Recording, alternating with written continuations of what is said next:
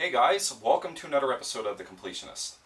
For this episode, guys, this is a long-awaited tag response for one of my really good YouTube friends known as TV46667. Now, a couple of months ago, he did a video talking about his gaming past, where he looked at his past from gaming all the way from the very beginning up to this present generation. And at the end of the video, he tagged me, and he wanted me to make a video talking about my gaming past and my history with video games across all of the console generations that I grew up with. So I'm finally home, so I finally have the time to actually make the video, even though I'm a couple of months late, Tom, and I really apologize about that. But you know my situation, and I can't make videos as often as what I would like to. Now, I know some of my previous videos, guys, I have dabbled into little segments of my video game past here and there, but I haven't made a single dedicated video talking about my history with video games right from the very, very beginning right to this generation. So that's literally what I'm going to do with this video, but I'm strictly just going to talk about video games and the arcade scene only. I won't go into the history of, completing games, what games I used to complete, or anything regarding my cartoon interests or anything along those lines. I'm just going to stick it to video games only. Now, the first video game system I actually grew up with was the Atari 2600. Now, I got an Atari 2600 for Christmas. Well, it wasn't necessarily me, it was my entire family, and we got our Atari 2600 really late. I think it was the Christmas of 1986 or 1987 that we actually got our Atari 2600, and I'm sure at that time they were probably very cheap at the time. Now, to this day, I can remember the first three games that my dad actually bought for that system. And the three games that he bought for us was the Atari 2600 Pac-Man, and we all know the legacy of that game. He also bought us Space Invaders, and the last game that he bought for our Atari was Yar's Revenge. Now, out of all those games, I remember, we used to play it on my older sister's black and white television. It was a really small television, only maybe about that wide and maybe that tall. And I think like my favorite game to actually play out of the three games I played was definitely Yar's Revenge. I just remember, playing that game all the time, but I never had a chance to play a lot of Atari 2600 games growing up, because I don't think anywhere in my community or even in any of the adjacent to communities next to my area you could actually rent Atari games. But thankfully, there were a lot of kids in the neighborhood that, used to own an Atari 2600 as well, so used to trade games. And that's where I got to play two of my favorite Atari 2600 games of all time. But the funny thing is that my two favorite Atari 2600 games were games that I actually did not own at the time. And even though, if you understand my collection goal is to collect all the North American anime-style games from the NES, Sega Master System generation right up until the PS3, Xbox 360, and the Nintendo Wii generation. But I do actually own an Atari 2600 right now, and the only games I wanted to collect for it were the games that I actually loved playing as a kid. And I actually have those two games with me right now. The first game I used to trade with a boy who was much older than me across the street, and that was Keystone Capers. I absolutely loved this game. I think this was a really hilarious game to play, but the game got really hard, the moment that the airplanes got involved. But I always used to get a good kick out of like the cop chasing the robber and that kind of thing. And my second favorite game was a game I used to play over at my cousin's house. He used to have an Atari 2600 as well. And I remember this game because it was actually really intense. And you just panic all the time. And that game was Sequest. And I absolutely love this game because it was very addictive, and you actually had to go to the top of the surface to resupply your air. And I just remember the sound effects in that game being really intense, especially for an Atari 2600 game. So those were the two games that I actually wanted to have more than anything, when I had an Atari 2600. Now, moving on to the NES generation, I never had a Sega Master System at all. My first cousin did, but even he didn't have that many games for it. I remember going over to his house, and he used to have Choplifter and Hang On, and I guess Jungle Safari was the other one, and he had a few other games, but that was my only experience with the Master System whatsoever. I think my first cousin was the only kid I ever knew having a Sega Master System growing up, so my history with that system is very limited, but I do plan on collecting all the anime-style games for that system. Now, you're well aware of how I got my NES. If you watched my video game memory of the Christmas prank that my parents pulled on me. But the funny thing with the NES is that it was a system I absolutely loved, but just because of the area that I lived in, I never had a chance to own very many games for it. When I got the system that Christmas, it came with Super Mario Brothers and Duck Hunt. And a lot of the games that I actually had to play for that system were games that I actually had to rent at the local video store. Now, to this day, I still remember some of the NES games I actually owned at the time.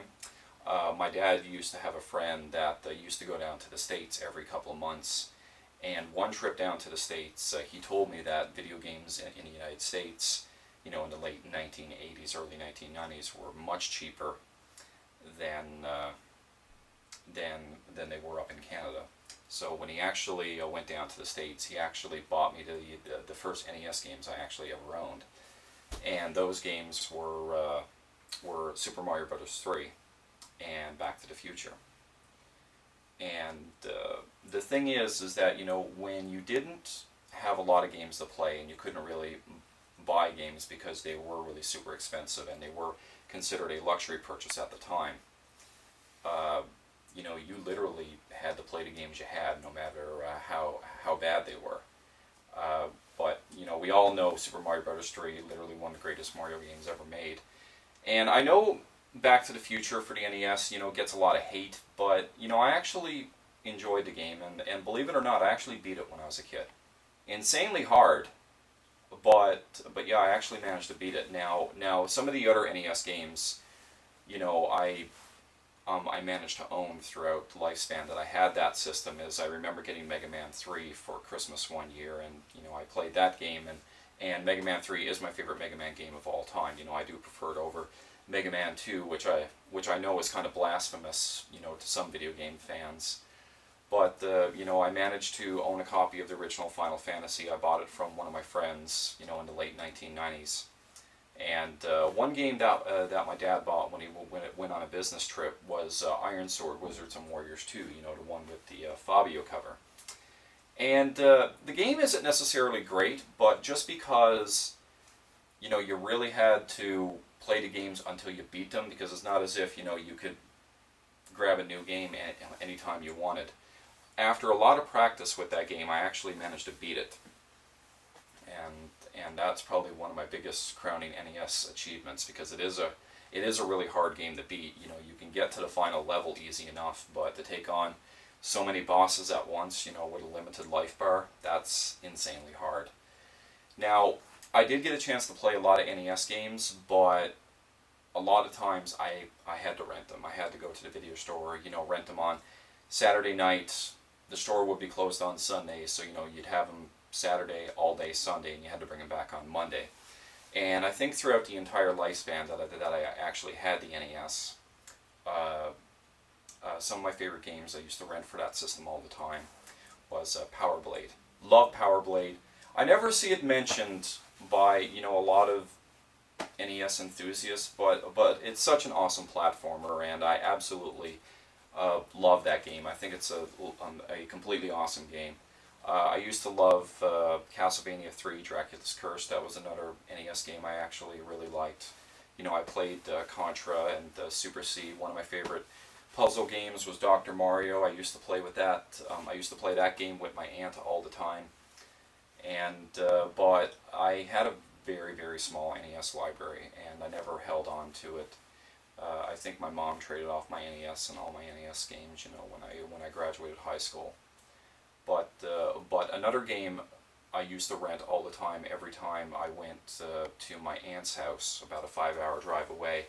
Her house used to be right next to this really cool video rental place, and the two games I used to rent there all the time were Star Tropics. Absolutely, I love Star Tropics, and if there's any NES series that probably needs a revival, I would love to see a revival for that game, but it'll probably never happen, but you never know.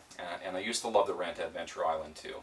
I wasn't the biggest fan of the original Adventure Island for the NES, but Adventure Island 2 I actually really liked. So that's literally my history with the NES and the Sega Master System generation of games.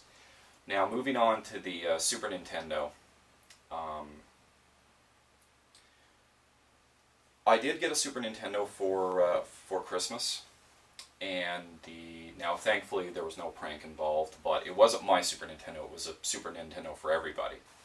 And the first game that I actually owned for that system was Ninja Turtles 4, Turtles in Time, because me being a big fan of the arcades, and you have to understand that, especially in Newfoundland, like in the 1980s especially, arcades were big everywhere. Like, you could literally live in a really small community of 500 to 600 people, but just about every community, every little community used to have an arcade. In the little community I used to grow up in, there was a house in which they converted their basement into a convenience store and an arcade. In a typical arcade standard, dark, dusty jukebox, maybe about 8 to 9 arcade games, 3 or 4 pinball machines, 3 pool tables, and yeah, we used to, and I used to go to the arcade there when I was like 8, 9, 10 years old, and in the town next to mine, which is about 2,000 people, they used to have an arcade at the mall. But like, the games were good, but unfortunately, when you live in a small community, a lot of the arcade machines that were brought there were kind of the older machines. Like, we never got like the complete up-to-date newest arcade machines. They were more dedicated towards the larger towns. Like, I remember, probably the best arcade you could probably go to, especially if you lived on the Northern Peninsula in Newfoundland, was you had to take a 5-hour drive and drive down to Corner Brook. And down in Corner Brook, especially in the late 80s and early 90s, and like, they had all the 4-player machines. They used to have, X-Men, and they used to have Mortal Kombat 2, and the first 4-player Ninja Turtles game, and Turtles in Time, and stuff like that. And it was actually, and every time we used to go to Corner Brook, I used to be really excited because, like, I wanted to go to the arcade because that was the arcade that had all the new arcade games. And, when I used to play Ninja Turtles 4, that was the game I wanted for the Super Nintendo. Now, my history with the Super Nintendo is a lot like the NES. SNES games, very expensive to purchase. They were a luxury purchase more than anything else. And, even before I actually owned the Super Nintendo, we used to rent the machine from the local arcade in Cincinnati. And I remember to this day the first 2 games I actually played for that system when I first rented it, and it was Super Mario World, and it was the original Final Fight. And I remember renting that system for the first time, and I actually beat Super Mario World, for that weekend. I had the system rented, but, being 10, 11 years old, Final Fight was actually pretty hard to a 10, 11-year-old, and I even used to use the code from Nintendo Power, to give your character 7 lives, and I still couldn't beat the game using that code. But growing up with the Super Nintendo, I never got to own very many games for that system. So, if you wanted to play new games for that system, you had to count on, trading games, with other kids. They take your game for a couple of days and you take theirs. And I got to play a lot of really great games that way. such as Super Double Dragon and The Legend of the Mystical Ninja. Love that game, one of my all-time favorites. But the other games I was lucky enough to literally own when the Super Nintendo came out. I remember my parents getting me a Legend of Zelda: Link to the Past for my birthday. I had to overcome a very horrible fear of mine. Just to give you the Cliff Notes version, I'm definitely afraid of water. I'm hydrophobic. I almost drowned when I was a kid. And one summer, my mom actually signed me up for swimming lessons. And I really didn't want to go. I wasn't fond of being out in the pool and being in the water and that kind of thing. And like I was so fearful of being in the water, I didn't like putting my head underneath the water. And just because of that, I had a hard time learning how to swim. And my younger brother and sister signed up in swimming the same year I did, but they just excelled through all the levels really fast, and I was just stuck on the beginner level. And sometimes you kind of need the right motivation, to actually get somebody to do something, and I'm kind of like a sucker like that. You can literally bait me into doing anything, even if I'm not fond of it, if you kind of bait me with a video game and stuff like that. My mom told me that, you know what, Derek, if you pass the yellow level in swimming, which is beginner, we'll go up to Shoppers Drug Mart, which was the local drugstore that used to have this game case full of SNES games, and I'll buy you one Super Nintendo game, no matter how much it was. And that was all the motivation I need. So after a couple of months, I actually passed the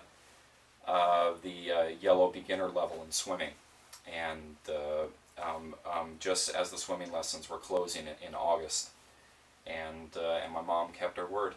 And when I passed the yellow, we went up to Shoppers Drug Mart, and she said, "Look at the game case and pick out the game you want." And the game I picked was Mega Man X. That was the game I picked out, and at the time, Mega Man X, it was worth $100, complete in box, brand new, that kind of thing. And the thing is like the biggest thing I don't like, with regards to the games that I used to pick out for the Super Nintendo, is that I never really picked out bad games, but the games were incredibly short. And like I used to have them beaten and completed in a matter of days. Like I said, like when I got Ninja Turtles for Christmas, I had that beaten on the hard level in a couple of days. And The Legend of Zelda: Link to the Past, it took me a couple of months, to finally beat it when I was playing it when I was like 12, 13 years old. And the same thing with Mega Man X. Mega Man X, I had it beaten in about 3 or 4 days. And so that's a little side story of me, getting over one of my fears, to actually own a video game I really wanted to play. But that's just the thing. I never had a chance to own a lot of SNES games. I had to rent them, trade them with other people. Now in the late 1990s, around 96, 97, then the used game market started to hit, around our little community. I remember when PlayStation 1 games were coming out, but they would also sell SNES games secondhand. And I went to this store called the Bargain Shop, and I seen a whole ton of SNES games for sale. And one of the games I actually found secondhand for about $20 back in 1996 was the original Breath of Fire for Capcom. And I was slowly getting into RPGs at the time. I wasn't completely big into it, but it was a game I always wanted to play, because usually when the Bargain Shop gets like secondhand SNES games come in, they're usually not very good. So I took full advantage of grabbing that game when I did.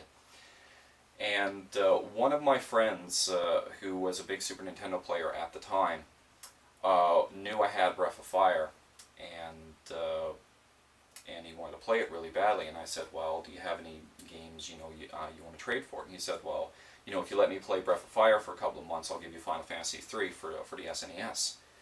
And Final Fantasy III was one of the first Final Fantasy games I ever played. The only other Final Fantasy games I played before that one was the original Final Fantasy for the NES and Final Fantasy Mystic Quest for for the Super Nintendo. I never had a chance to play Final Fantasy II growing up. And I think when I played Final Fantasy III, that really launched my interest and my fandom towards the RPG and the JRPG genre. And I remember playing that game when I was like 16, 17 years old and just absolutely falling in love with it. Such an awesome game. And also, I played a lot of really great timeless classics, renting games for the Super Nintendo. I got a chance to play, Soul Blazer, Super Mario RPG, Maximum Carnage, and loved all those games. And the Super Nintendo to this day definitely remains one of my favorite systems of all time, but it was a system that I literally missed out on so many games for. So that's one of my biggest collection goals, is that I want to collect not only the anime style games for the Super Nintendo, but all the great games that I absolutely missed out on. Now, with regards to the Sega Genesis, never had a chance to play one, not very often. I think the only time I ever got a chance to play a Sega Genesis was, I remember my cousin having one, and I got to play a few games on that, like Sonic 2, Sonic 3. And believe it or not, one of my favorite Sonic games is a Sonic game that not a lot of people like, which is Sonic 3D Blast. And I absolutely love that game. And I think the only other time I ever had a chance to play the Sega Genesis is, I remember one summer my younger brother was really sick, and we had to bring him to the Children's Hospital. And the Children's Hospital kind of had a game room, where all the sick kids would play. And if you were family, you could go down there as well. And they used to have these Sega kiosks, where you could play, a whole ton of Sega Genesis games. And I remember playing some of the Sega games there. The only other system from that generation was the TurboGrafx 16. Never had a chance to play it. I seen gameplay of it. Radio Shack before it became the Source, or the other way around. It was initially called Radio Shack, and now it's called the Source. I remember Radio Shack used to sell TurboGrafx 16 and TurboGrafx 16 games, so I used to watch people play the system in their store. But since I already had a Super Nintendo at the time, there was really no need for my parents, to buy me another system. And thankfully, I do actually own a TurboGrafx 16 with maybe about a dozen games. So that literally takes care of my history, regarding the 16-bit era. So anyway, guys, that takes care of the of 3 generations of gaming with regards to my gaming past. So stay tuned for part 2.